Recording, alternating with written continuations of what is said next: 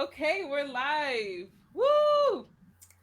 Welcome to STEMbassy. STEMbassy is the place where STEM ambassadors meet every Sunday, 6 p.m. Eastern Standard Time. We have so much fun on the show. We are so excited because we have three special guests tonight, and we also have some exciting news regarding the format of the show. But before we get into all of that, I want to introduce myself. My name is Raven Baxter, known on the interwebs as Raven the Science Maven.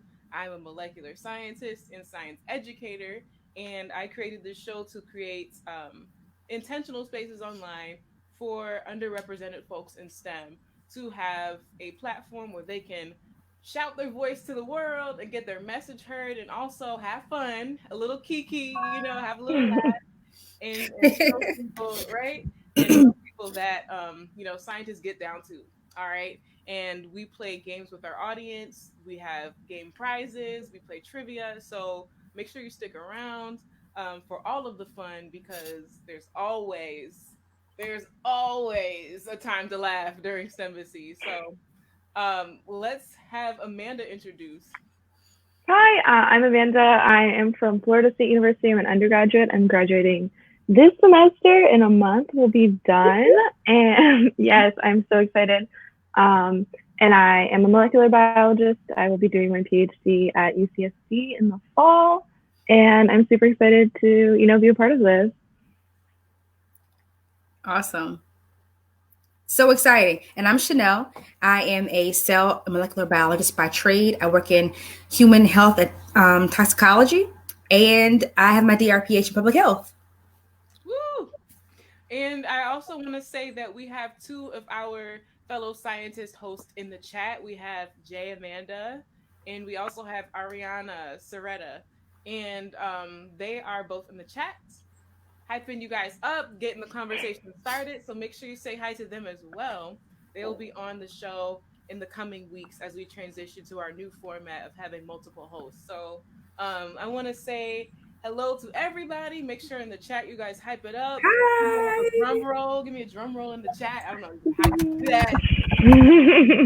And our guests, again, we have three scientist guests coming in tonight, or people in STEM rather.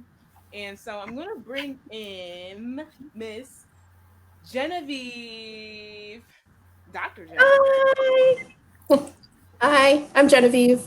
I'm a doctorate in neuroscience. It's weird to say for some reason.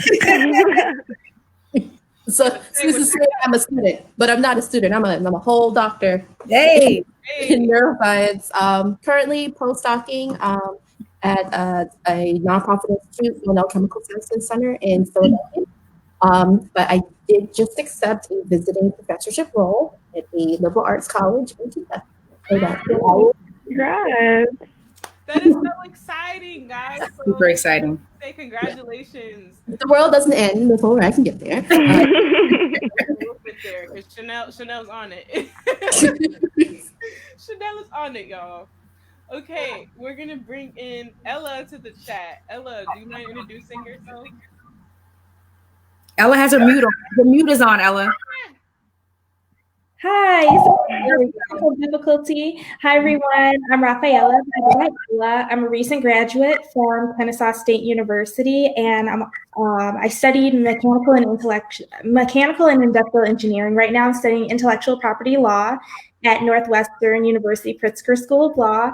So I think there's so many people in the science realm, and we have all these great ideas. So I really want to help people protect those. And right now, I'm working as a commercial manager at a network solutions company. Wow, that is so Awesome. cool. We're definitely gonna ask you some questions about that later, for sure. Okay, I'm gonna bring in Vivian.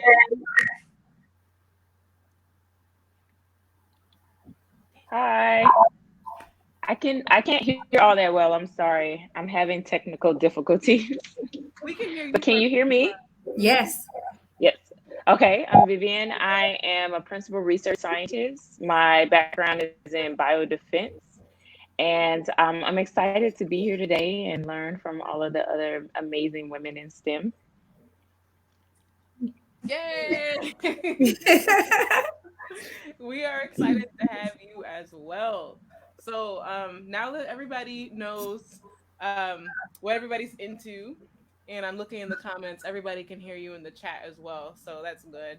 Um, let's get into some hot topics, right? So, okay, I'm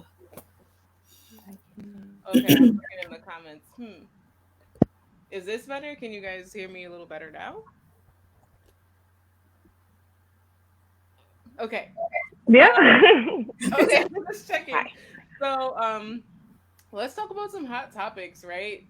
Obviously, COVID-19 has been a hot topic on the show literally since we started. And when we started the show, there was a brief discussion. I don't think it was really intense because the gravity hadn't really hit us yet of what was going to happen. But we did talk about this weeks ago and every week since. But now we are in a different situation this week because we have the disease now spreading to the southern states and really becoming prevalent in major southern cities. I'm in New York, where we have, I think, over 70,000 cases here right now. Wow. So, and now we're looking at places like Georgia and Florida, which is literally across the country from us, now going under stay-at-home orders. So I know that some of you are down there. What is your experience with that right now? So I'm in Florida. We just hit 12,000 cases recently. And I didn't expect us to have that many, but we have like a large population. A lot of people are moving. But I think it's not as bad as where you are because we've been talking, I think last week about what it's like in New York, and it hasn't gotten to that level here, but I think it depends what county you're in here in Florida. Some of the southern counties have a lot more cases than up north. And I came back to my apartment at my college. I have to move out, so I came to get all my stuff. And the people here are way more relaxed, I think, than down in South Florida.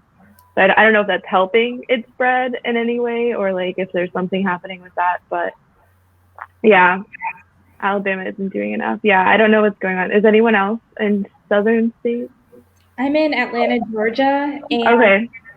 it's not being taken as seriously as it should. I was driving, unfortunately, because I had to move, and people are out barbecuing, having birthday parties, having large gatherings, and it's increased so much here. But still, there wasn't a stay-at-home order for the entire state until this past week. Yeah, same here. Yeah. So Chanel, what do you think as a public health expert? I have to watch how I frame this. So I'm not as far south as Florida or Georgia. I'm in Maryland.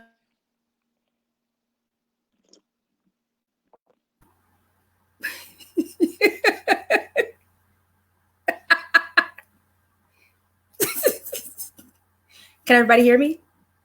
Okay, good. So I'm not as far south as Florida or Georgia. I'm in Maryland. But this weekend, there was a post about DC and the Wharf. So if you're not familiar, I'm using this as an air quote, our tri-state area is Maryland, DC, Virginia. So to cross borders is nothing. 45 minutes, you can be in either one, DC, Maryland, or Virginia. And this weekend, everyone was at the Wharf. And when I say everyone, and the Wharf is where you get fresh seafood. When I say everyone was at the Wharf. No masks, no social distancing. And it's like nothing was, it's like summertime. Everyone's there to get fresh seafood. And so it's very apparent that certain places, certain areas in our tri-state area are not honoring the social distancing protocol. They're not honoring the stay-at-home order. I know Maryland and Virginia have stay-at-home orders. I'm not sure about DC. But we have stay-at-home orders. That means stay at home. And I think that unfortunately, because people are not staying at home, they're not maintaining the distance. They are not avoiding other people when they are, out in the open, are wearing masks now because the CDC, I believe as of yesterday, if not on Friday, the CDC is now recommending that everyone, if you must leave your house, wear a face covering. So, and to be clear, this is not an N95 masks. Those masks should be reserved for healthcare workers and those who are taking care of patients, okay? What their CDC is advising is just a face covering, covering your nose and your mouth so that you aren't getting any of the droplets into your face. That could be simple bandana, cloth tie, whatever the case may be. But that's different than an N95. We don't need those. We just need to cover our face. However, I want to reiterate, if you stay at home, you won't need that either. So come outside for 3 reasons: emergency help, like medical emergencies, the grocery store, and they're also saying exercise. But I believe that if we interpret this properly for social distancing, exercise could be like in your house, backyard area, or down the street. You shouldn't be going to a park or a major venue where other people can come in contact with you. And if you do, try to maintain 6 feet. But for the most part, we really should all just be staying at home. Like, just don't go outside for a while. Thank you, Chanel. And we have some really good comments here in the chat. You know, some people are making it known that some people are still, you know, the governments are not really cooperating with these recommendations. I mean, what is the benefit of keeping the beaches open? Is it just to save face? Or is it to satisfy the people? So our governor stated he did not know that asymptomatic people could spread the virus until Yes, on that. that might be one of the reasons. Just throwing that out there, possibly. It kind of feels like, you know, in Jaws when the like mayor didn't want to close the beach and because there were like shark attacks and like he waited till like the last possible minute to close everything. Is kind of what this feels like. That's true. And then this was a good, you know, Kimberly said, I don't think that people believe the seriousness of the virus until it happens to someone they know. And I knew that this was going to be the case. You know, when they started highlighting celebrities like Idris Elba got the disease, who else? Tom Hanks got it, and everyone's like, "Oh, I guess it is real." Like they got Tom Hanks, like, and he was in Australia at the time or something, and so, or maybe New Zealand, one of those areas of the world. And I said, yeah, this is what it's going to take for people to start taking it seriously. And lo and behold, right after that, everybody's like, okay, well, Forrest Gump got it, so I can get it too. Yep. Did you guys see the poor bus driver who died? Yeah. That was really sad. Yeah. Really sad. That was so sad. Really, really sad. And it's preventable. That's the thing. Yeah. Yep. And then Kimberly said it comes down to revenue, which is also very sad. Yeah. I mean, if you're here to spend money and fuel the economy, then I mean, it's a lose. So we might as well just be safe while we have, you know, the ability. Right. So I know that we have a person here who is involved in pandemic response. Does anybody want to kind of make themselves known?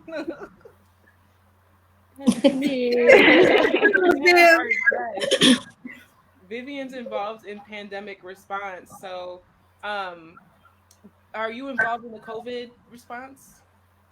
So actually, I will be. I was not because I was a suspected case. So I have been on isolation for the past 14 days. Wow. And I just recently got my test results back that they were negative, thank God. Oh my gosh. But my stepmom actually tested positive for COVID-19. She's a nurse. So they are currently under isolation. So starting next week, I will be allowed, once our company's doctor clears me, I will be allowed to get back in the field and do some work with the COVID. But in my Instagram link, in my bio at Viv Wonders, there's a link that describes the PPE decontamination system that my company created, and that's what I will be helping to implement and roll out possibly in New York. That's awesome. Can I ask you a question? Yeah. Can you describe the test that you took, how that took place, and what they did to test you for COVID? Yeah, so I went to the hospital experiencing a fever, shortness of breath, body aches. And once I went to the hospital, they asked me a few questions. And based on the questions, I had been out of the country within the last 14 days. They put me in the COVID-19 ward. And then everyone that came in to treat me after that point had on like full face respirators and all of the necessary PPE Tyvek. And they did a nasal swab. They first had to rule out flu. My sister had flu and her and I had just been in contact. So they had to rule that out. And I'm learning that they're doing that for most of the patients that come in. And once they ruled that out, they came back in and did a nasal swab for the COVID-19. So they stuck a Q-tip all the way into the back of my nasal cavity and ran a test. Unfortunately, the test took about 10 days. My company has now created a rapid test in Ohio that is a little bit shorter, but I got tested before we created the rapid test. Was the test uncomfortable, the swab? No, it wasn't uncomfortable. I think what was uncomfortable was the fever and the shortness of breath that I was having. So I don't think that the test even dawned on me. It was just like a quick thing, and then it was all of like maybe 5 or 10 seconds, and then they moved on to other testing. Did they retest you again, or like no, you just did one test? They just tested me once. I'm not sure what will happen when I see my company's medical physician and nurse, and if they will test me again. But I have to be medically cleared from the hospital as well as my company before I can go back in contact with other coworkers. Yeah, that I want to show a picture of what that test looks like because I don't think people really understand what that looks like. So can you guys see this? Yeah. All right. So let's just look. That's why I was asking you, was it uncomfortable? Because it's back there. Yeah. That is it all the way back there? Yeah. Yeah. Oh. Yeah. Is that necessary? Yeah. They got to go to the nasopharynx. Yeah. Wow. So this is the vibe. The vibe. This is the COVID-19 test. Yes, this is not a drill. Okay, it's not. Did you guys see the like conspiracy theory that it was like, oh, the government is implanting things in our like through the COVID-19 test and blah blah blah? I'm like, they track us on our phones. They don't need to put anything in us. We have our phones on us anyway. Like, I don't think this is the plan here. Or that it's related to 5G. Oh, I saw that. I don't understand the connection though. I did not. I just saw some celebrity was on Instagram Live about it or something, and I was like, I don't know what this is about. Like, our government can barely function. Y'all give them way too much credit. Exactly. Y'all give them way too much credit.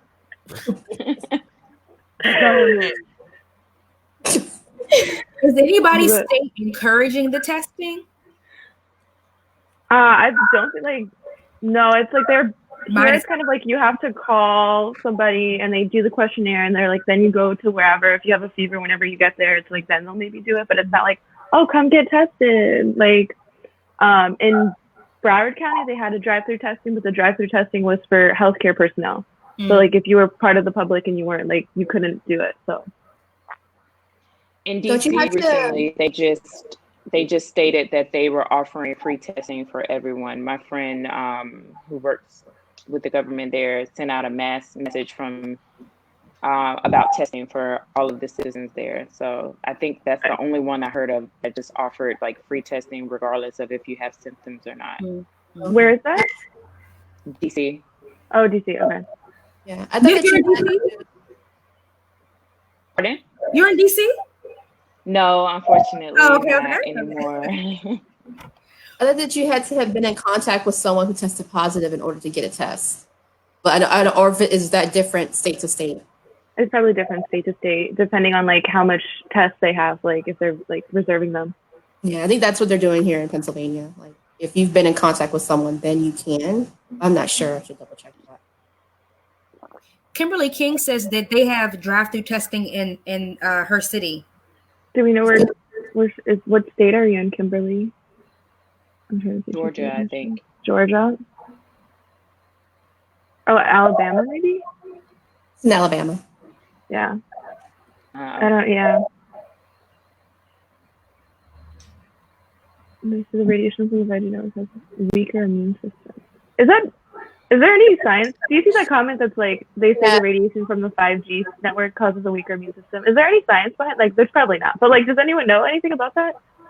Well, so let's look at it this way. So let's just say, until we get a fact checker to get this together. Okay, Ariana. Let's just say.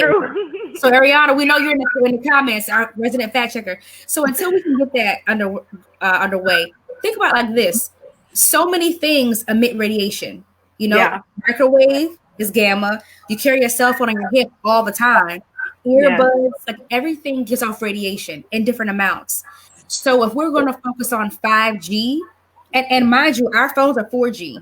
Most phones have 4G capabilities. They're no longer 3G. So if you're going to think about it in terms of radiation being emitted, we are always exposed to radiation because we all use modern technology.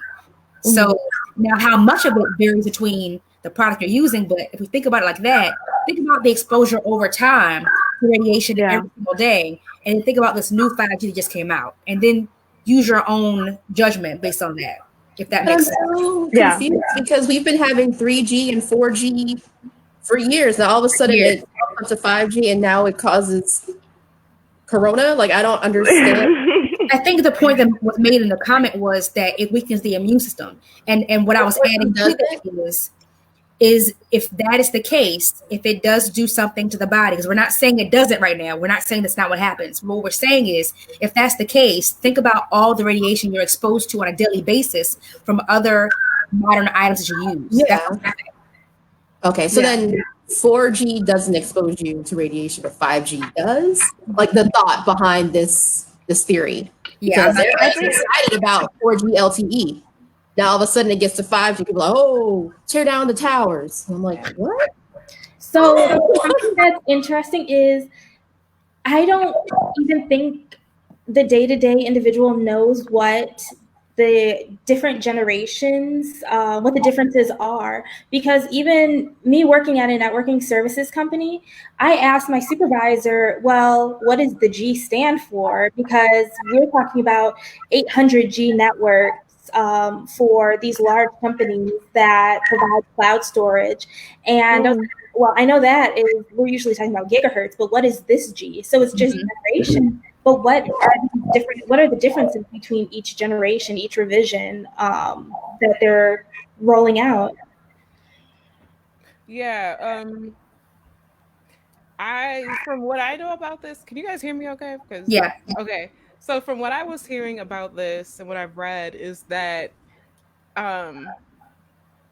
like people compare it to like microwaves and things like that, but what comes into play is the power and then also the area in which like that power exists. So the reason why a microwave is so effective is because it's those waves are contained in such a small space and it's all focused in one area. And also it's a different wavelength. Yeah, those are gammas, right? Right. So, you know, that's a completely separate thing. Like I don't even know how to explain it, but everything that I've read has just pointed to everybody's overreacting just because it's something new. But I could be wrong. I'm not a physicist over here. So yeah, anybody for the E part, C or the E in the comments for the STEM, any tech or engineering people in the comments that can answer that question.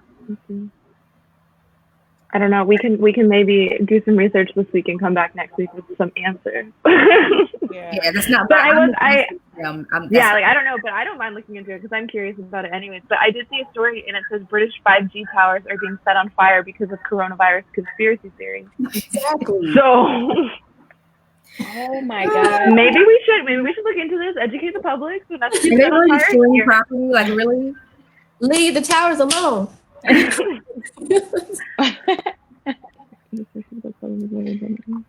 You guys seeing these comments? Boom. Sorry, we're covering up at the bottom. I mean, corporations are greedy.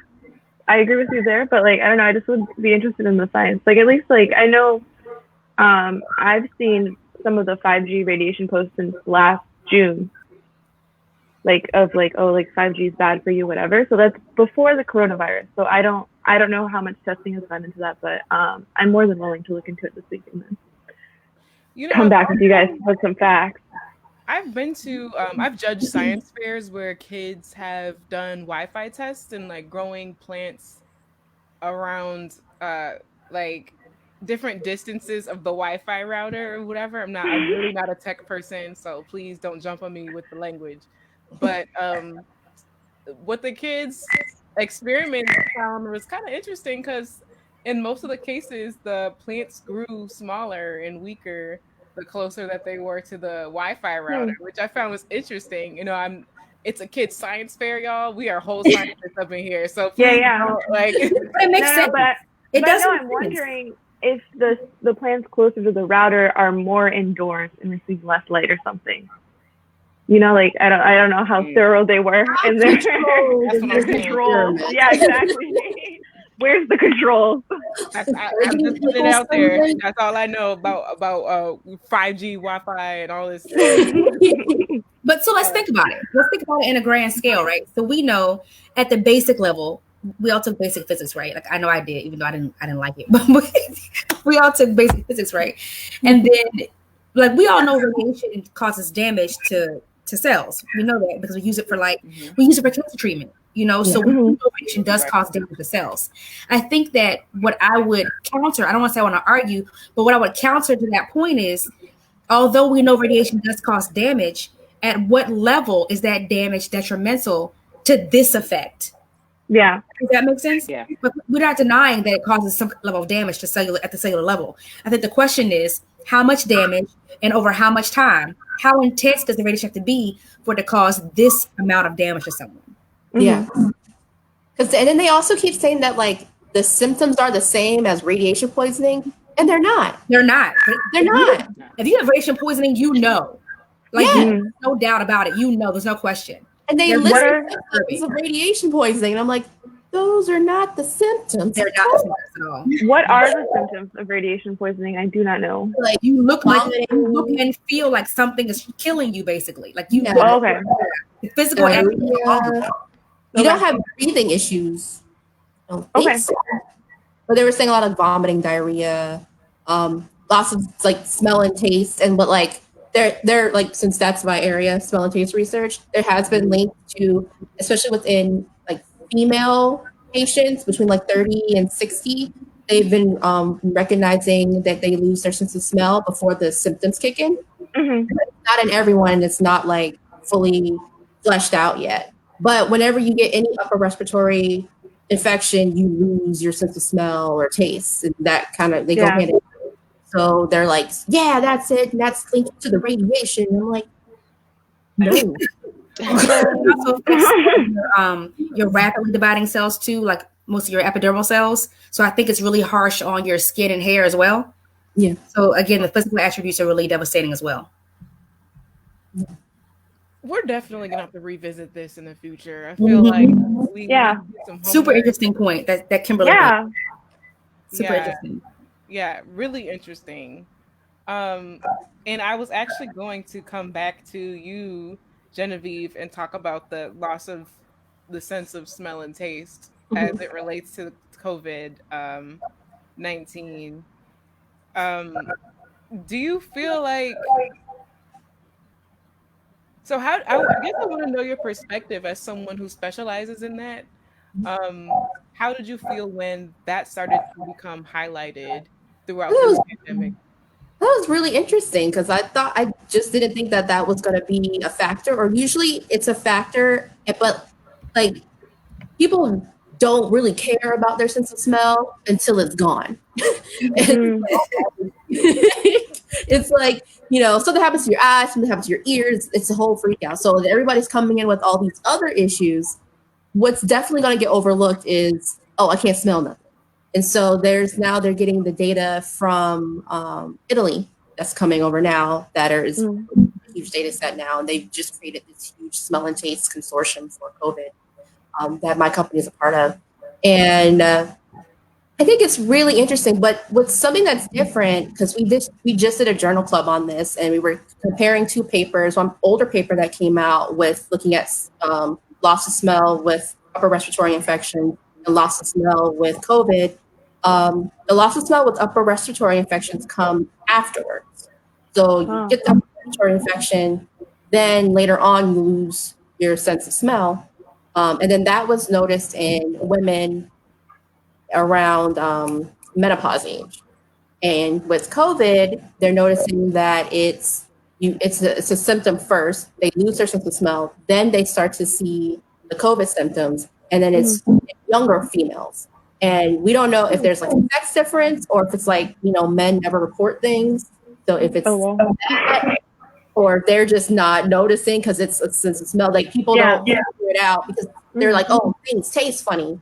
But then what they're really saying is that they can't detect flavor because they've lost the sense of smell. And so that's because it's not the smell they notice first. It's when they're eating and their taste is gone or the flavor is gone. That's what they and then it's an after effect. So all this stuff is coming in kind of late.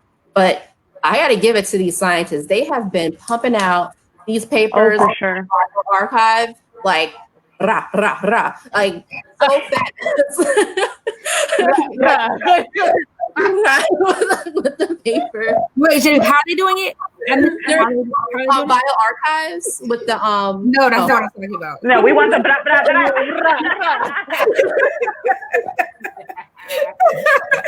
Because when I go on Twitter, it's like another paper, another paper, another paper. Yeah, Like, You gonna show up at a conference like rah, rah. I got papers for your ass. make it rain.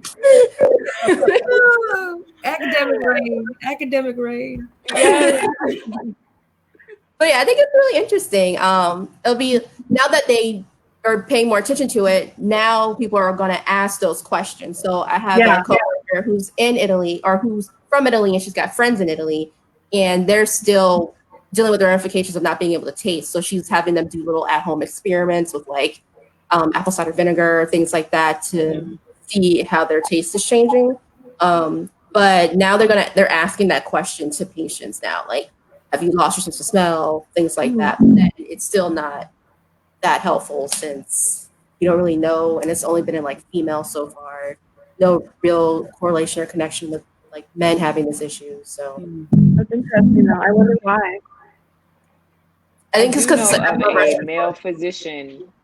I do know of a male physician in New York City who tested positive for COVID, and one of the things that he reported was losing his sense of taste and smell. Okay. So it's more broad, right? That's good.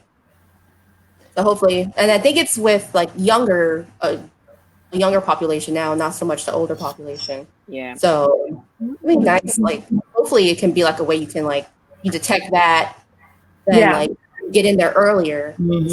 Coming in once the symptoms have already like this thing takes 14 days to set in. By that time, you're like damn near dead. So Okay, question. Okay. I want to know who has the background in sex behavior. Hey. We have two people in here.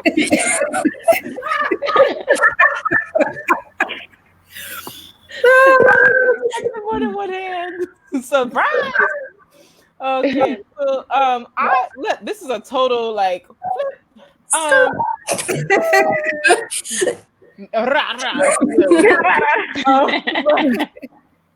what is a sex behavior?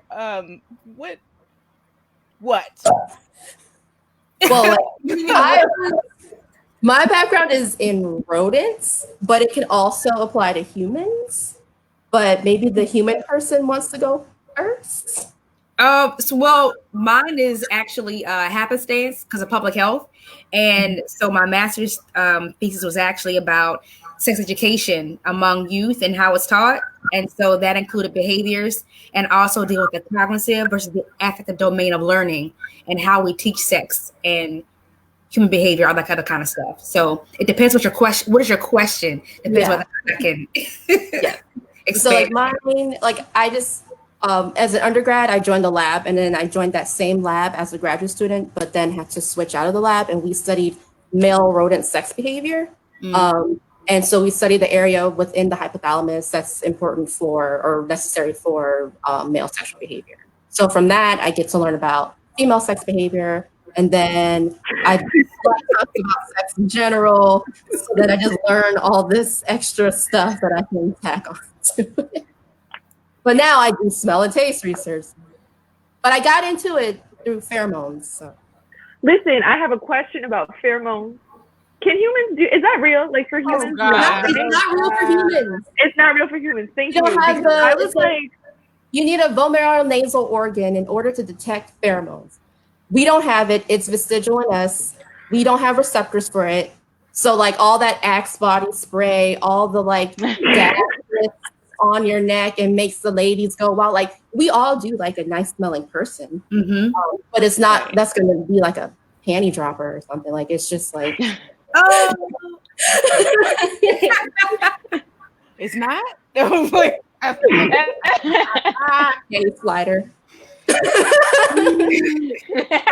what receptors are involved in the pheromone response? So within like your like at least in rodents and most animals, they have like their regular nasal cavity, like we have the orthonasal cavity that we all have. But then they have an additional one called a vomeronasal organ. And so when the air comes in, it splits both ways. And so all information that's related to pheromone or sensing chemicals from other rodents goes there. All social odors go to the vomeronasal organ. And then all non-social go to orthonasal. All of it goes to the same one place for us. But we have a vomeronasal organ, but there's non-working receptors in it. But then it's kind of a phenomena because when we're all women and you've like lived with other women and you've all synced up, right? Yes. Mm-hmm. Yes. What is that? So the theory is that it's pheromones, but like we don't have receptors for them. So like what? Yeah, what's the reason? Yeah, we don't know. It's still a mystery. Ariana's asking, is it the same as the Jacobson's organ? I don't know what the Jacobson's organ is. Okay. I see that word right here. It's actually probably on an animal. Organ of Jacobson. Ariana is the animal. Oh, maybe that's what they call it in humans, the Jacobson organ. Maybe. I know she's a wildlife biologist, so yes, maybe I don't. Animal girl. Yeah, I think it's here. Yeah, I think they are synonymous. Okay. So I have a question about maybe when did we lose this, like evolutionarily? Like do like greater chimps and stuff, like do they have this pheromone thing? Do you know? Okay, it might. Yeah, it's like I don't know. It's probably not your field because you said you did rodents, but I was just wondering. Like I don't know, but then, like I feel like once we got all this extra frontal lobe, we required less and less primitive stuff. So then, Veronica, I'm with you. I'm with you. Oh, yeah, that would come in handy because they got really interesting when I look at like when you look at female sex behavior, because most people when they're studying rodents and stuff, they look at males because it's easier. They don't have cycles, they have to deal with the BS, so they don't usually look at the females. But with the females, when they like the way rodents have sex is really they usually kind of all congregate and it's a little orgy situation, but not all together at one time. They do their things, they come back, yada yada. And so the female keeps the timing. When she keeps the timing, then she can increase her chances of actually getting pregnant. Wait. So you mean like, hey, time's up, next? Like, what's happening here? Wait, well, they like, What is this time you keep? No, because they don't just go at it. Like, he'll like go inside once and then they separate and do their own thing. Then he'll go inside again and then they separate and do another thing. So like if she will like hide and then come back out when she's ready. Oh. So when she comes back like me, ready and it's on that timing, she increases her chance of actually getting pregnant. However, otherwise is that who she got pregnant by wasn't a viable option. She could just like abort that for the next viable option. wow. She said, nope. Wow. Need a different baby daddy is good.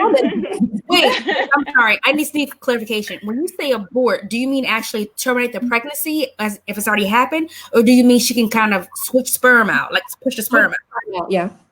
Or if there is like a sterilization, like just release it. Wow.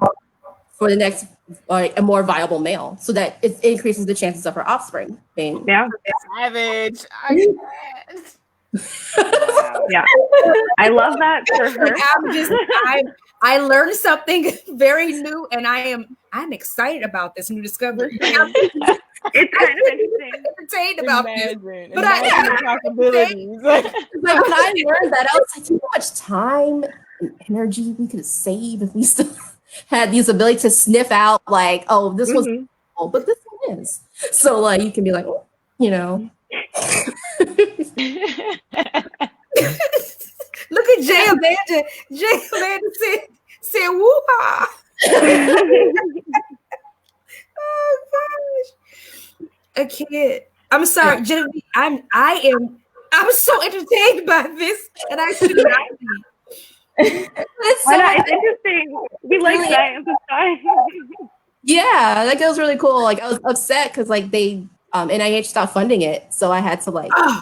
Oh, rip. Yeah, I'm like, how are you not gonna fund this? But it was like they got most of their money in like the 80s, and there was like a huge boom of research in the 80s, and then by the thousands, they're like, all right, get out of here. So somebody from Brazil is here. I don't speak Portuguese. Yeah, we spam in the chat though. Oh yeah, that might be a spammer. Oh, okay. I thought he was trying to tell Amanda that he was. I don't know. I thought it was one of your friends. No, manda is like to send. It's like send something to Brazil. Oh. Yeah. I don't know exactly what that word is. I'm not. It's like when the salve, is that save?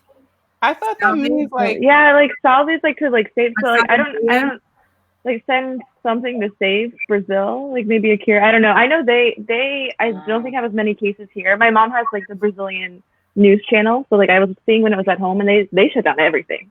Like they're like, don't come out, like stay where you are. Adhering to the social distancing protocols. Yeah, like they were showing like some of like the main streets in like Rio and like Sao Paulo and like everything, and they were like it was empty. All the shops were closed. They're doing the same thing where it's like if you can deliver your food and stuff, but like they don't want people in the streets and like. Is that when they were beating the people with the sticks? I don't know. That was in India. I saw some of those videos on Twitter, and they're like people were going around and like you're not 6 feet away from each other. Yeah, that's what we need to do here. But like, beat people with sticks. And did you see there was one clip, I think, who's the South African, Trevor Noah. I think Trevor Noah put a clip up that there were all the Italian mayors in the area were doing PSAs and telling people to stay at home. They were talking about people walking their dogs. They were talking about people outside, for no reason, like go in the house. They were actually walking around in their. Oh my gosh. And they like, go home. Yes. They were telling me like, no, you have to be in that. There's no one here. You're the only one outside. You have to go inside. Yeah. We're taking a proactive approach as well, it seems. Yeah. Okay. It's time, and we have some questions for Ella after this. But right now, we have a prize opportunity. Fingers. Can you guys hear me? Okay, is it too soft? I don't know. It's good. Yeah. Okay. Perfect. So, in the audience, I want you guys to just say I'm here. Okay, I'm trying to wake everybody up because I don't want anybody to miss out on this game show prize that we have for you guys. It's a $5 Amazon gift card. And we're very excited about it because we're stuck in the house, and I know you guys want to do some online shopping. Okay, online shopping. So we had a keyword that was from last Sunday's show that we said you guys had to recall for this Sunday show to reclaim your prize. So I want the first person who can say it in the chat. Okay, and this is not for our current guests on the show, and this is also not for our host in the audience. Okay, literally, unfortunately. Else.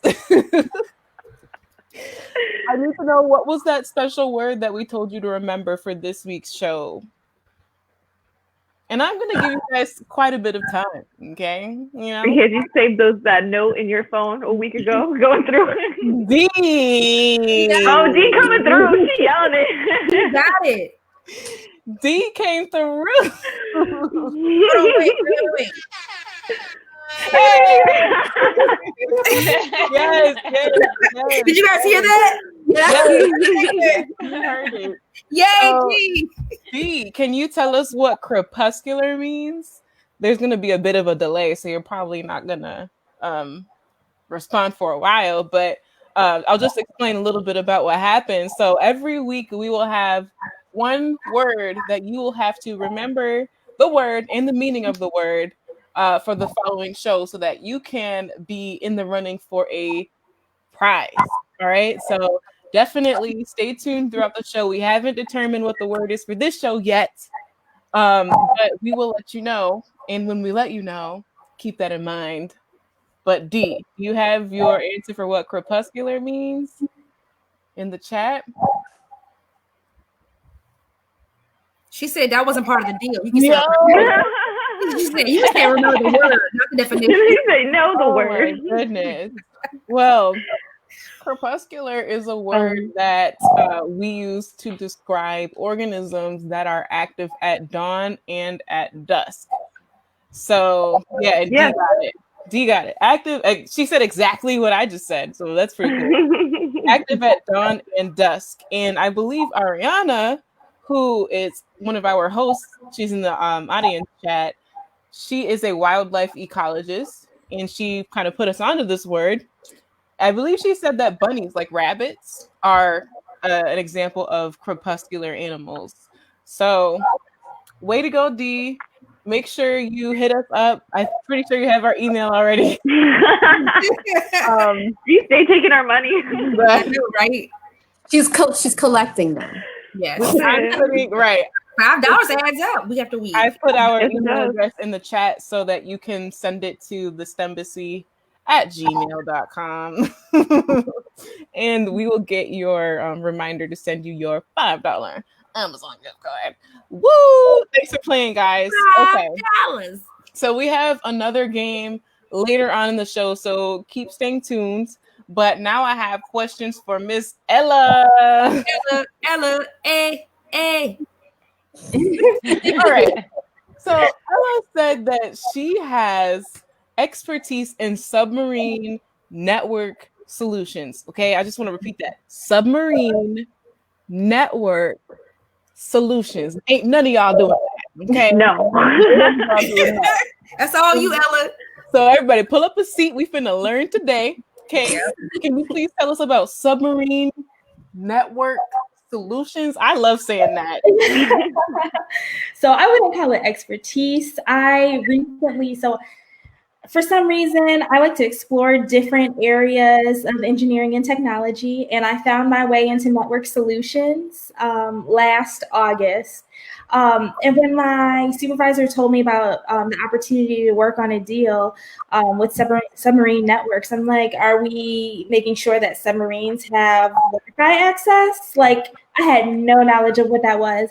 But what actually happens and what connects us as a globe is these really large bundles of Cat 4 cables and coaxial cables being dropped at the bottom of our oceans. So I did some Googling when he first told me about the project. I found out that all of these lines were basically pre-existing.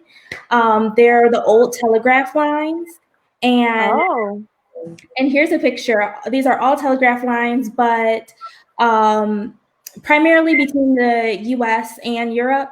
And as people wanted to be more and more interconnected, and as demands grew for data sharing and data usage, we currently have these ships that are specially made to go out and drop these 1.5 ton cables at the bottom of the ocean with optical fibers at the center. So I thought that was really, really cool. So can you tell, I'm really curious. So how old are these? And as we advance our technology, do we have to continuously replace these?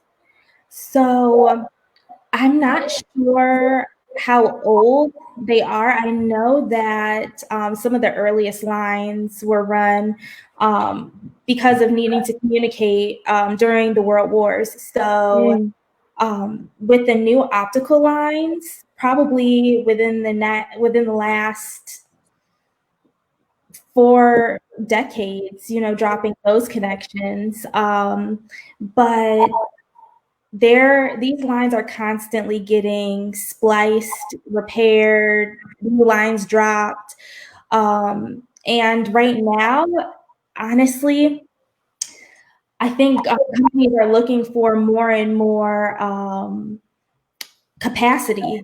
Like I've seen so many companies just needing to go from 100G network capacity to 800G capacity. So they're definitely expanding the use of these.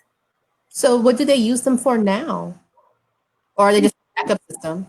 So imagine you're sending an email to someone in Asia.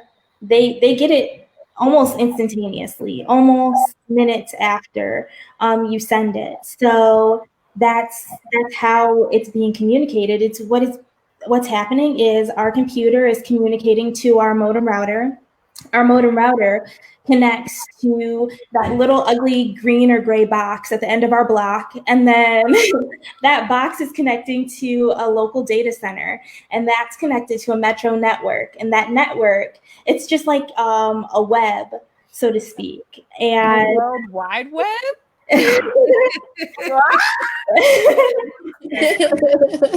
So there's something also called like mesh network. So a lot of companies are switching to mesh network connections. So it literally makes a city that's like in the center of this circle interconnect. So everybody's interconnecting to one point. And then we have the capability of connecting metros, but the submarine network is the solution to make sure that those coastal metros are able to connect to other continents. But here's a fact: there are no cables that run to Antarctica. Antarctica is the only continent that's completely untouched by this technology. Interesting.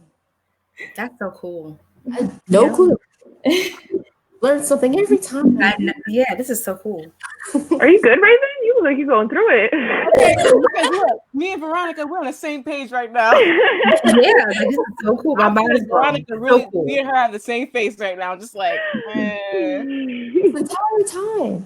And then if like something happens to the cloud, whatever the cloud is, or like the wires that we have in the air, or like the power lines or something, could we rely on submarine lines? Well, I mean, we've been relying on them, so I think they proved to be very efficient. And it's not just like we're throwing a few fiber optics at the bottom of the ocean. There are definitely like multiple layers around the fibers, so it's very well protected. And if there are any issues, they're extremely huge. Yeah, I really fit inside of one of the tubes.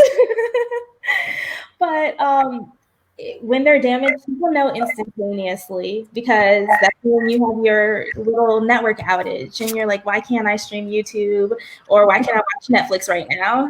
Why is Instagram being weird? Can I ask a question that's a little weird? So damage to this is fiber optics, right? But there's still current running through it, right? In order for it to work, right? Yes. So what happens, because it's all underwater, so what happens if there's like a break in the line and current and water don't mix? Like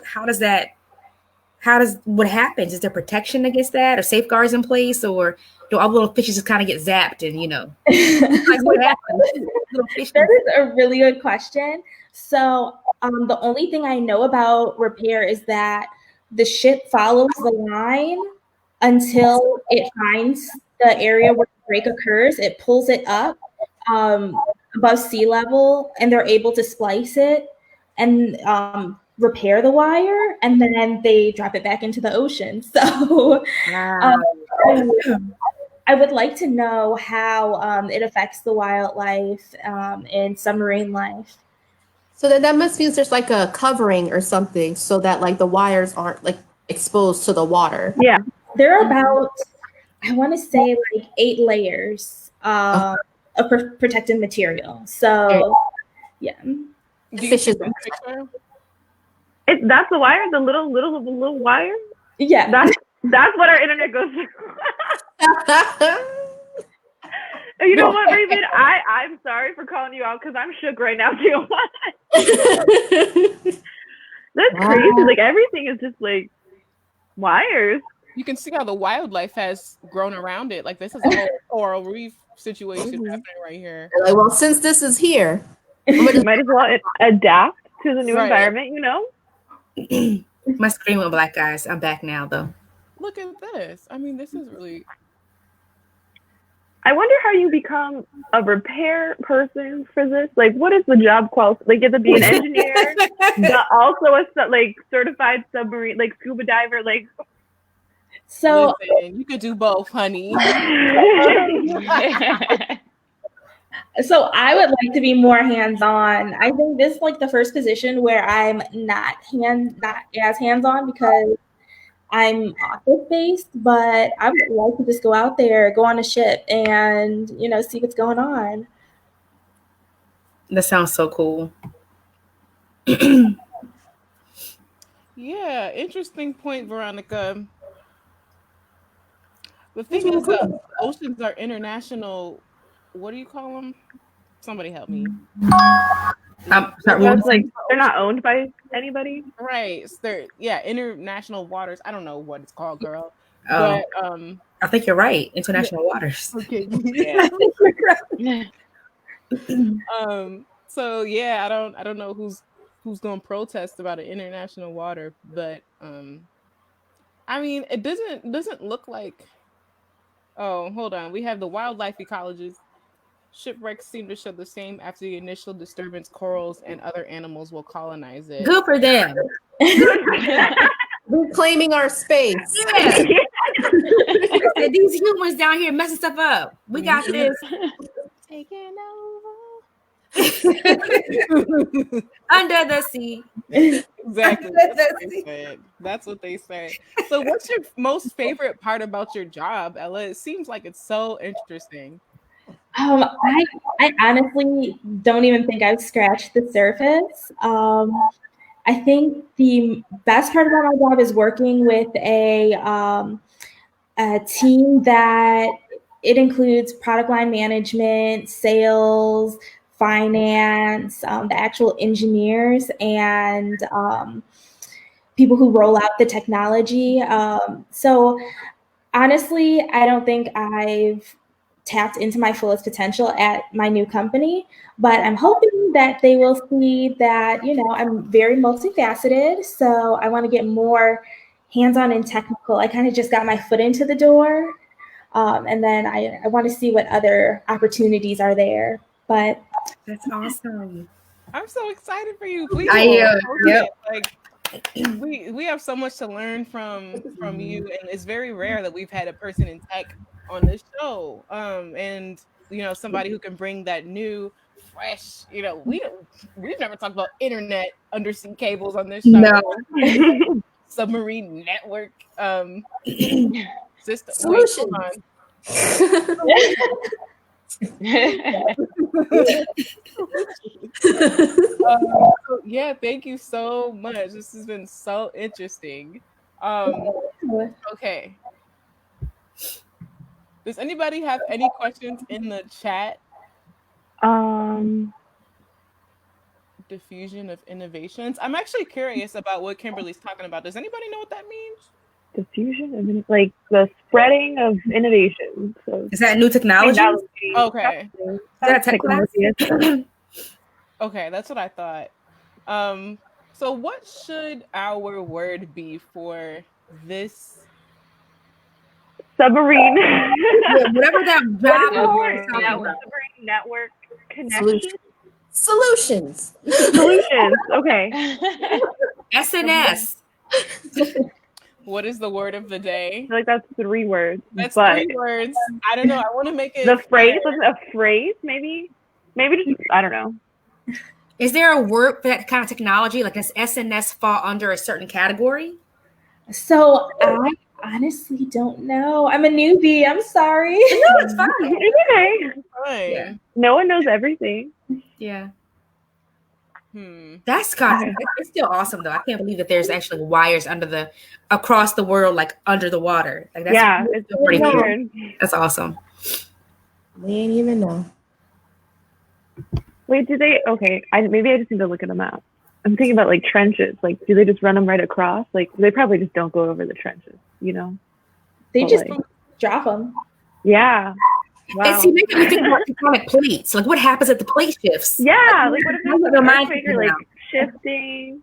Maybe they make sure that it's not on a rift or not on Yeah. fault line. I mean, I'm sure Like, they what happens? I'm sure they plan it.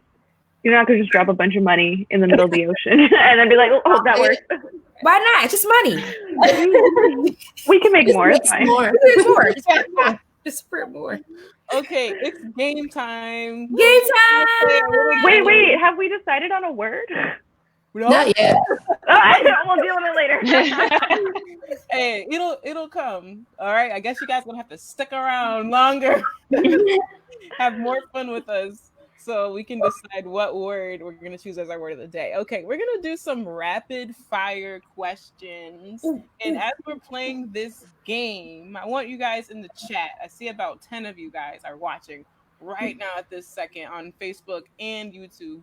So you guys think of some good questions, put them in the comments so that we can get right to them for a Q&A session. Oh, they're asking us the questions. Mm-hmm. Well, I'm gonna ask you guys questions rapid fire. So okay. Okay.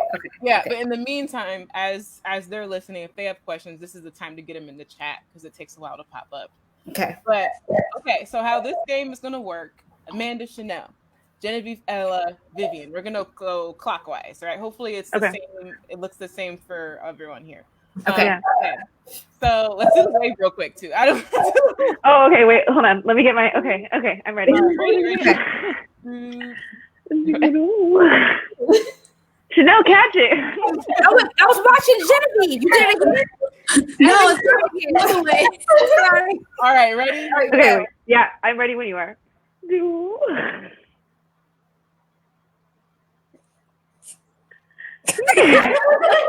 We did it.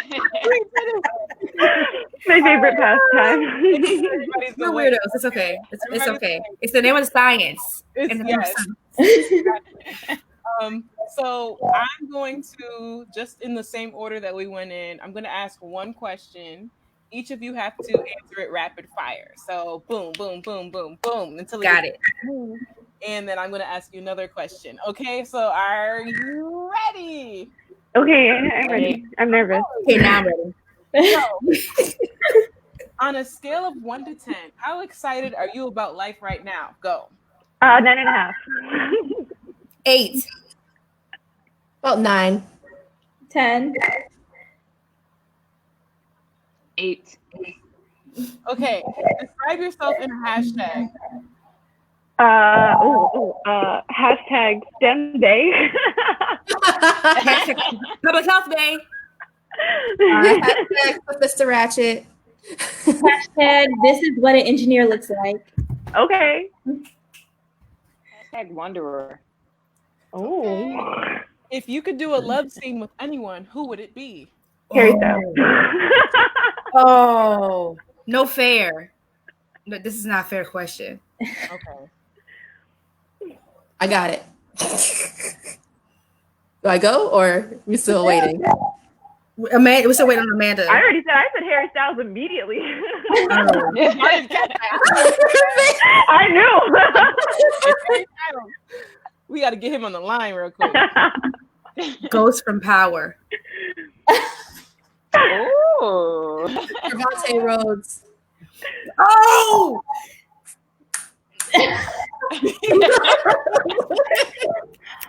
Rome Flynn. I think that's his name. Oh yes, he's a cutie.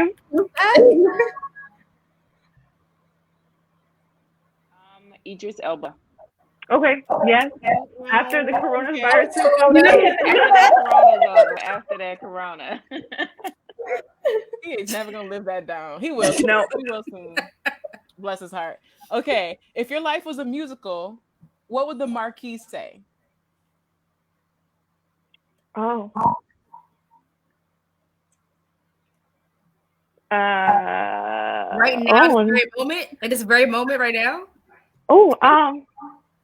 We getting through it.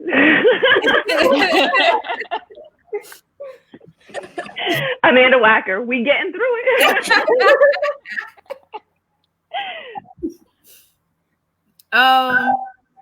We try to tell y'all.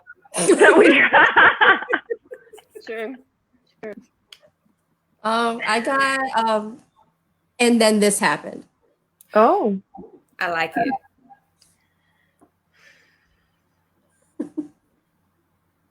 Being stuck in the house be like ... I like it.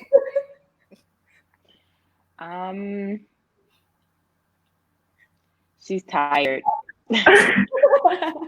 Yup. Yep.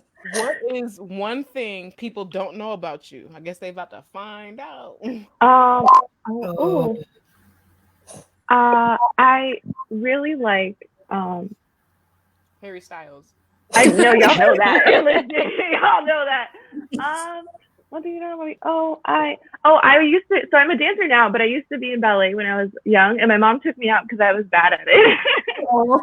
Oh, your mom? Yes, she was like, "You just were not graceful." We were like, "Let's do it." That's funny. She's like, I want my money back. I know. Bless your heart. Oh my goodness. I'm gonna have a comment in the group chat for that, Amanda. But I'm gonna say it in the group chat. Mine is I am idiosyncratic. So only people that really know me know this, but I have weird tendencies that don't make sense to anybody except for me. Such as when I use a pen or a pencil, I have to use the exact same one until I use up all the ink or put the pencils down to this. I will not. So a pack of pens or a pack of pencils will last me forever. I refuse to use the next one until all the ink or the lead is gone. I refuse. You don't waste anything then. I mean, that looks nice. I just refuse. It feels weird to me. Like, why am I using a new pen? There's one here. So even with chapstick, because whoever finishes chapstick, I do. Down to the I very finished down two to the chapters end. recently. I lose them before I Down to the end. Me Yeah. too. I lose them. Until you can't use it anymore, and you gotta dig out with your finger like this. Like, I hope you wash your hands before that. of course, I'm a scientist. Wash your hands. Disinfect, sanitize everything. dig in there. Yeah. I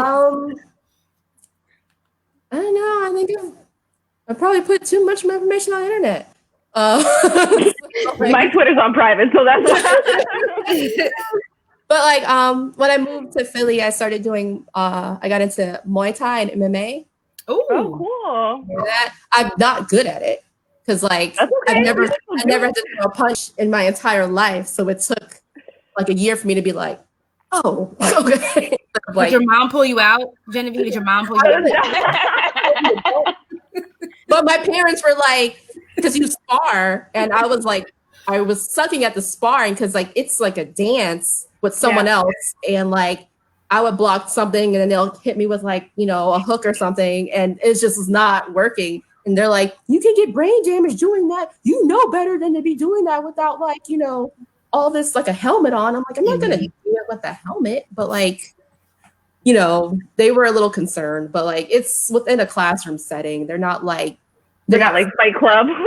fighting. It was like, all right, tap, like block your face. What? What'd you say? All right, Ella, your turn. What is one thing that people don't know about you? So if anybody went to the University of Dayton with me, they knew me as a rugby player, but a lot of people in Georgia don't. I played rugby for 3 years, and that was like the most amazing 3 years of my life until I experienced multiple concussions. So with Unity, Right. I'm probably a little bit, tiny bit brain damage, but Oh no. Just this much? Like life causes brain damage. No. Vivian. So I used to live on a remote military compound in Kazakhstan that was a former bioweapons facility that was devoted to creating bioweapons to use against the United States. How'd you? Wow. We're gonna follow up on that later.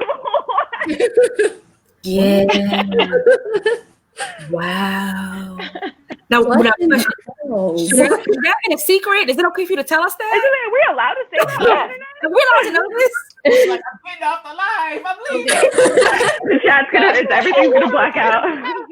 She tried to No, so the researcher that was the head of that facility, he actually defected to the United States. And he only recently was allowed to come back to Kazakhstan, to come back to his home country, maybe like 2 years ago. So when he defected to the United States, he gave us all of the information that we know. Like that's how we know about the anthrax release that happened in that area that killed like a whole village. We know about that because of him. So it's public knowledge. You can go and research it. He wrote a book about it. And it's like unclassified information now. So it's not secretive. You win. Yeah. You win that round. She win. There's a couple questions in the chat. I don't know if you want to do the questions in the chat. Yeah, let's do these and then we'll move on. Favorite show lately, Amanda. Scooby-Doo. What's new, Scooby-Doo? It's very good. They do a really good plot line. Like someone's dad isn't really their dad. It's crazy. Like it went wild. Scooby-Doo, it went wild. That is going on a t-shirt. Okay. That's funny. I just started watching Queen Sono. I just got into that. Yeah, it's pretty good so far. But I'm being told that I need to start watching the Tiger Show. Tiger King? Yeah, they told me I didn't start watching that. I'm like, okay, so that's next on my list, Tiger King. Take it off the list. Yeah. She got some opinions on that one. I got like 30 minutes into it and I'm like, all right, I'm good. I just binge watched Stranger Things. And I'm in love and I'm so invested in these children. I'm invested in this love story. I was like, it's like 24 hours straight. Just me like on a couch crying and laughing. Because I'm like, it's insane. I'm obsessed now. Love it. I just started watching On My Black. So I heard that was good. I absolutely love it. Okay. I have been watching Ozark. Is that good? It's very good. I've seen the commercials, but I haven't watched it. So is it easier to understand after the first episode? I can't hear Ella. Is it easier to understand after the first episode? The first episode, I was kind of lost. Is it Reagan, can you repeat Ella's question to me? I she can't said, hear it at all. Is it easier to understand after the first episode? Yes, you have to keep going. You do have to keep going. It starts off really slow because they have to build up the story, but once you get into it, like you cannot stop watching it. Okay. Interesting. I'm glad I don't have to answer any of these questions. Especially number 2, Raven. Number 2.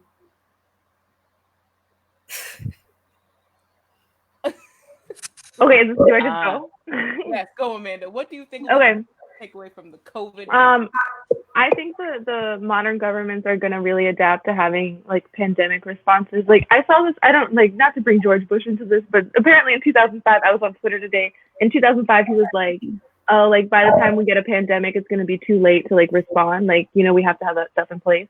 So I think everyone's going to be super serious about that now. And I think as like a people, as this generation are going to be germaphobes for a little bit. I think like just like, which is good, like hand washing, but like also like just being more aware of like, okay, like this could be like a way to spread like illness to other people.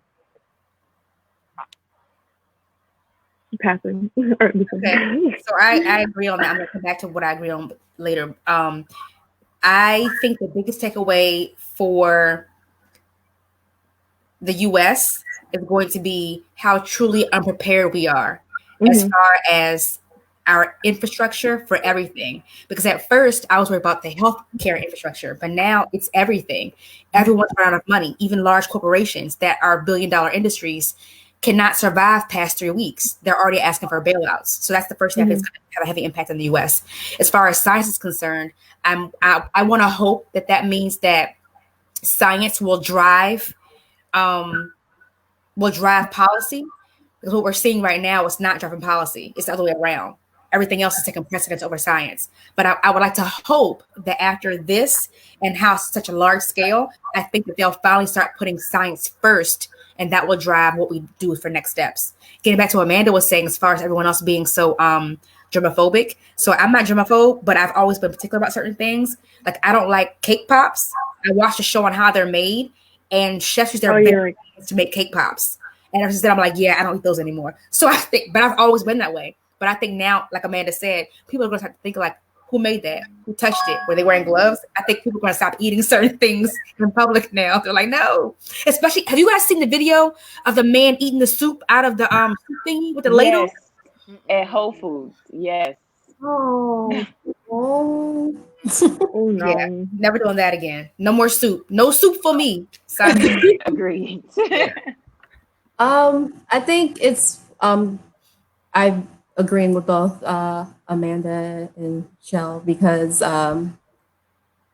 it is this has spread a huge light on all the holes within the government, not just how they didn't listen to science or weren't listening to science, but like financially and seeing how we could we're like the biggest country and yada yada and the richest country, but like 3 weeks is gonna take us out. Really? So are we really that big, or is it just like a paper house? Like what we're built of. So it's going to influence a lot of policy change, which is great. And like I don't know how much of an issue this was. Like I feel like it was an issue in the previous administration because they did focus on science and did put money into science and did science-led policy. But then the current administration was like, forget all that. And so hopefully his base or that current base will understand the importance of it and not just think of scientists as, elitists and people who don't know anything, and stop thinking science is an opinion and not fact. Because it's based in something. It's not like we believe this, that, and the other, which is like now we get people who believe in silver and doing all this to counteract COVID when that's not how science. Also, hopefully it breaks down science teaching in within like K through 12. Not everyone goes to college, and that's fine. But there's some basic science stuff that you as an adult should know. Yes. The majority of adults do not know. And that is why we're getting all this miscommunication. People tell you to stick shea butter up your nose. People burning down 5G towers because there's not a broad understanding of how science works. Mhm. They're like, oh, they're going to make this vaccine and then they're going to make everyone take it and then they're going to put a chip in you and it's a new world order. And it's like, no, that's not how that goes, because it takes forever to make a vaccine. And by the time they have a vaccine for this, COVID may not even be a problem. Mhm. So hopefully that would allow more scientific literacy. Because now people know how colds are spread. Because before it didn't. I would hear the whole like, oh, if you go outside and you're in the rain and then a cool breeze gets you, then you get pneumonia. I'm like, that's how a freaking cold happens. But now we know how colds, flus, and viruses are spread. So now the public can know a little bit more about science. Well, I don't want to get too political, but I think the biggest takeaway is that a public health crisis is not partisan. It doesn't discriminate. It doesn't pick and choose who it wants to affect. I saw an article a few days ago that said more individuals in the state of New York have passed away from this disease resulting from the virus than from the 9/11 attack. And it's just shocking to me that we still can't work together as a nation in a time like this. So hopefully being united as a nation and uniting globally, that'll take place.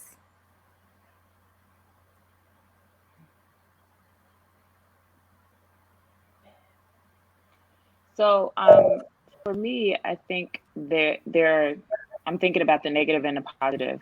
So I think a positive takeaway that will come out of this COVID-19 outbreak will be a lot more companies will understand how to effectively use their workforce and implement more of work from home protocols. They are learning through this quarantine that their employees can be productive at home just as well as in the office, and hopefully that will allow more families to be able to spend the time together that they're spending together that they've never been able to do in the past.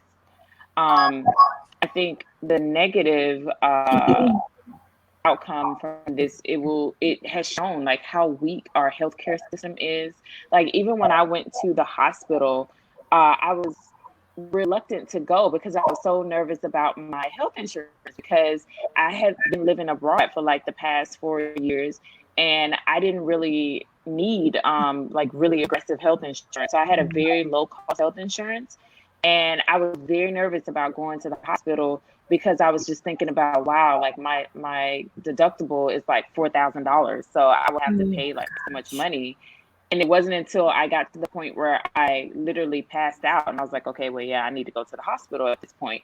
So I think it will show, it has shown the weaknesses in our healthcare system, in our insurance system, and hopefully that will drive a positive change. And as far as the impact on the science field, I hope that from this, we will have a more internationally collaborative environment. I travel over the world and I work with other scientists, but I don't see that happening a lot, because I feel like we should have gotten scientific data from China like way sooner than we did. We should have gotten data from other countries sooner than we did. My company developed a rapid COVID-19 test within like, I don't know, like a month. And I think that had we had the data sooner, we could have had that rapid test created before COVID-19 even came to the United States. So I hope this will push us to be more collaborative in our efforts as scientists. Thank you, everyone, for your insightful responses. I mean, you know, it's always good to hear so many perspectives, and I like how Vivian was able to turn it to a positive, because it's so easy to look at this situation and focus on the negatives, but we can get through this, and we have a lot to learn. And it made me think about how, our government really was living paycheck to paycheck, literally, because it took, what, 3 weeks for us to be like, okay. Right. So they didn't pull themselves up by their own bootstraps. No, they didn't. You know what? Something else too. You know what's really funny? there was no money for student loan forgiveness, and there was no money for people that don't have health care of their own. There was no money for, universal certain services. But now all of a sudden they found money in the trillions. So they're making it. They're making that money. It's like not. It's not like money they had like in the bank. From what I understand, I listen to like one podcast, but like I'm not. I'm just, like, I don't know what even the field is for this. My point is, I wasn't trying to knock nobody. I'm just saying, like, listen, student loan. Yeah, but like we could make the money. I don't know. It's like it's a whole thing. I'm not an economist. Exactly. Like whatever the word is for that. I'm not that. I listen to like one podcast, but like they made that. They were like, oh, we're just gonna electronically like throw some money around. Like it's fine. Like. It's crazy that we can do that. Money's not real. It's fine. Like, whatever. If there's a button to make more money, can we do that for student loans, please? Yes. They make more money off of us. For you? Just say it. Okay. We still don't have a word. And I think we still have another. Do we have another? So I have one more prize. A trivia question. It has absolutely nothing to do with anything we've ever talked about on this show. So okay. All right. So in the chat, I want to wake you guys up. There's several of you here watching, and I want you to say, "Hey, I'm here" in the chat, okay? Because I want to make sure you're listening. If you were off in the distance, washing your butt, I don't know, like if you're off in the distance trying to heat up some food in the microwave, I need you to just bring it back. Let yourself be known in the chat. Okay. So again, we have another $5 Amazon gift card giveaway. $5. We need to come up with a theme song for this. Oh yeah. Gift card. Okay, Kimberly's here. Kimberly said I'm here. Okay. Well, I mean, right now we only know that Kimberly's here, so I need everybody else. I guess does that mean she automatically wins? She's the only one that has to answer. That was the trivia question. I know, right? Are you here? Yes. Okay, I see. Okay, thank you. Well, anywho, I'm gonna ask this anyway. I gave y'all enough chances. We're still gonna play this game. I want to know. Oh, D said I'm here, but I can't play because you already won. Because you already won, yeah. Don't forget to email us about your gift card. I want to know, what does the number of folds in a chef's hat represent? What? What? I want to know what does the number of folds, FOLDS, in a chef's hat do who be cooking or do that person? Oh, can I answer in the private chat? I don't know. Yeah, I'm going to the chat. I want to know. Okay. Yeah, I know y'all gonna be Googling the mess out of this. Okay, don't even try to play me. I already know y'all finna be cheating, but let's see what we got. Hunter, who the heck are you? Oh, Hunter's my friend. Oh, okay. I was like, hey, Hunter. Hunter got it right. The number of ways to make eggs. Wow. So, what? I didn't even know that. I was like, the number Hunter, of how could you possibly know this? What? Are you a chef? Is Hunter a chef? But yeah, Google is real. But I mean, also if you know weird facts like that, you could just be one of those people who just know, or you could be a chef. I mean, like, listen, tell us how you do that, Hunter. What's up? I thought there was some merit behind it. You said lots of cooking shows. No, yay! Well, I didn't even know that. Yeah, I had no idea. I didn't know what that meant. Yeah. No. So, but now, like, even the heights and the number of folds of a chef's hat indicates their experience. So if you see a dude in the kitchen with a big ass hat, like, he's been there making you the most exotic of foods and like is extremely talented. Wow. Yeah. And so did you even realize there was 100 ways to prepare eggs? Nope. Ways to prepare eggs. Wow. You can do a lot of eggs. Wait, are there 100 two ways? I like mine scrambled or in ice cream. That's it. Ice cream? Yeah, ice cream is egg Ice cream. Oh, I thought you meant like egg flavored ice cream. No, like, ice cream, they use eggs to make ice cream. Yes. Yeah. Okay, I respect it. Yeah. Okay, so Hunter, I'm gonna put this in the chat, our STEMbassy email, so that you can. Get that money. Yes. Funny. $5.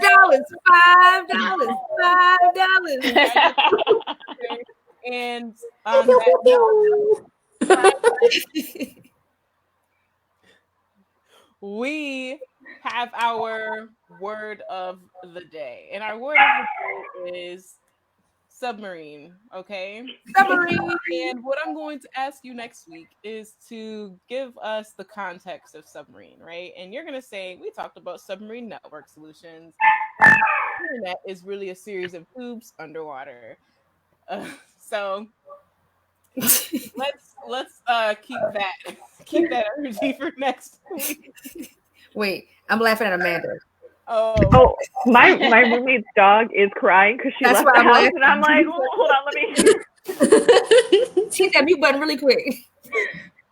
Yes. So, are there any parting words? We've actually, for the first time in STEMbassy history, ended the show exactly at the minute that we said